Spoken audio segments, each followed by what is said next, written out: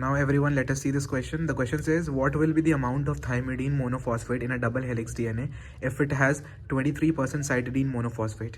देखो ये इसमें इसके पीछे लॉजिक क्या लगेगा. हम लोग को पहले दिया हुआ क्या है, साइटिडीन मोनोफॉस्फेट दिया हुआ है 23% है, और पूछा क्या हुआ है कि थाइमिडीन मोनोफॉस्फेट कितना है. तो इस पीछे का बस यही एक लॉजिक है. हम लोग को पता है कि जितना एडिनिन होता है उतना ही थाइमिन होता है, और जितना हमारा ग्वानिन होता है उतना साइटोसिन होता है, राइट. 80 कॉन्सेंट्रेशन इक्वल होती है और जीसी की कॉन्सेंट्रेशन इक्वल होती है. तो हम लोग को यहाँ पे दिया हुआ क्या है, साइटिडीन वाला दिया हुआ है, यानी सी के बारे में हम लोग को दिया हुआ है कि ये 23% है, राइट. तो अगर ये 23% है तो हमारा जी भी कितना होगा, 23% होगा. तो दोनों मिला के हमारे कितने हो गए, जी सी कितना हो गया, 46% हो गया, राइट. तो अब अगर हम लोग 100% में से 46 माइनस करने तो कितना बचा होगा, 54% बचा, राइट.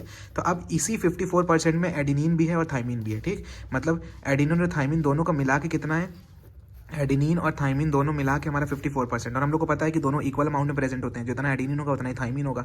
तो दोनों कितने कितने परसेंट होंगे बताओ. 54 को अगर हम लोग 2 से डिवाइड करें तो this will come out to be 27%, right.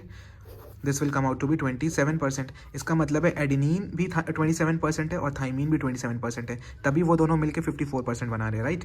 तो हम लोग को पूछा क्या हुआ था, थाइमिडीन के बारे में पूछा हुआ था. तो यानी टी, चाहे टी पूछ ले चाहे ए पूछ ले, दोनों कितने होंगे, 27%. तो इसमें अगर साइटिडीन मोनोफॉस्फेट 23% है तो हमारा थाइमिडीन मोनोफॉस्फेट कितना होगा, 27%. ऑप्शन 4 करेक्ट है. तो समझ में आया ये कैसे हुआ, ये लॉजिक क्या था इसके पीछे. जितना एडिनिन उतना थाइमिन, जितना ग्वानिन उतना साइटोसिन. अगर एक भी हम लोग को चारों में से दे देगा तो हम लोग बाकी तीनों की कॉन्सेंट्रेशन आराम से पता कर सकते हैं.